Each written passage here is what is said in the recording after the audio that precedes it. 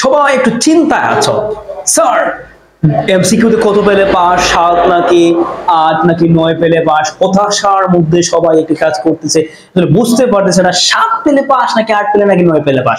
তোমাদের আজকের এই কনফিউশন দূর করার জন্য আমি একটা তোমাদেরকে সমাধান দিচ্ছি। তোমরা কেউ নিরাশ হবে না, নিরাশ হওয়ার কিছু নেই এখানে। আর প্রথমে আমি বলে নেই, আসলে এরকম চিন্তা না করাটাই বেটার, কারণ বাকি সবগুলো পরীক্ষা তোমার খারাপ হয়ে যেতে পারে। এই জন্য তুমি যা দিয়েছো সেটাই যথেষ্ট, এরকম চিন্তা না করাটাই উত্তম। প্রথমত আমি বলছি, তারপরে যখন সবাই আমাকে অনুরোধ করছে স্যার একটা ভিডিও দিবেন, আমাকে জানাবেন স্যার কত পেলে পাস, মানে বারবার আমাকে কি করতে সবাই একটু জানার চেষ্টা করতেছে, অনেকে বারবার করছে। তখন যদি আমি যেটা বলছি সেটা হচ্ছে, প্রথমত সবাই শুনো, বোর্ড যখন খাতা দেখে আমাদেরকে হচ্ছে দুইটা ভাবে খাতা দেখে। এমসিকিউ তো হচ্ছে ওএমআর মেশিনে খাতা দেখে, ঠিক আছে, ওএমআর মেশিনে।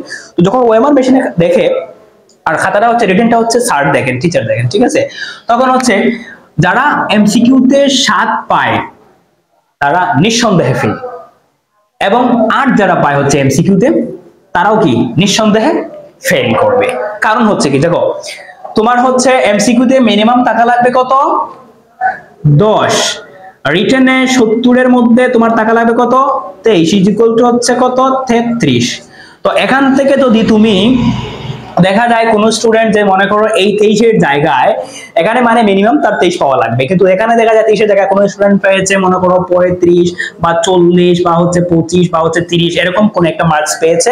কিন্তু দেখা যায় যে অনেক সময় সে যদি এমসিকিউতে 9 পায়, ঠিক আছে, তাহলে 9 যদি পেয়ে থাকে তাহলে দেখা যায় হচ্ছে সে অনেক সময় পাস করে ফেলে। তার কারণটা হচ্ছে যখন স্যার যখন ওই দুইটা মার্ক মোট নম্বরগুলো যখন যোগ করবেন, তখন হচ্ছে দেখা যায় যে অনেক ক্ষেত্রে এখানে সে দেখা যায় হচ্ছে 40 অথবা 35 বা 50 পেয়ে গেছে, কিন্তু এমসিকিউতে 1 মার্কের জন্য সে ফেল করতেছে। এর জন্য টিচারের কাছে কিন্তু একটা গ্রেস মার্ক থাকে, গ্রেস মার্ক বলে একটা জিনিস থাকে।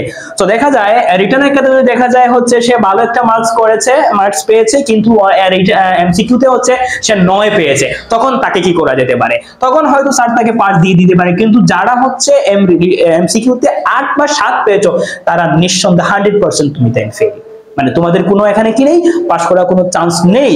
আর হচ্ছে যারা 9 পেয়েছো তাদের জন্য একটা সুখবর আছে, আমি আবারও বলছি, সুখবরটা হচ্ছে যখন তোমার যদি মনে করো দেখা যায় রিটেনে কি আছে, ভালো আছে, বা তুমি একটা মার্কের জন্য শুধুমাত্র রিটেনে খুবই ভালো লিখতে পেরেছো, বা অসুবিধা নেই গণিতে বা ম্যাথে বা অন্য টপিকসে, ইংলিশের ক্ষেত্রে ইংলিশটা তো ঠিক আছে, ইংলিশে তো আর এমসিকিউতে নেই, অন্যান্য কোনো সাবজেক্টে হচ্ছে বাংলা প্রথমে, বাংলা দ্বিতীয়তে, বা ম্যাথে, ফিজিক্স কেমিস্ট্রিতে দেখা যায় যদি হচ্ছে এই তুমি মনে করো 9 পেয়েছে, ঠিক আছে, আচ্ছা এমসিকিউতে তো 9 পেলে তাকে কি করতে হবে, দেখা যায় এই গ্রেস মার্কের অনুযায়ী তাকে কি দিতে পারে, পাস দিতে পারে। তো আশা করি সবার ধারণাটা ক্লিয়ার হয়েছে।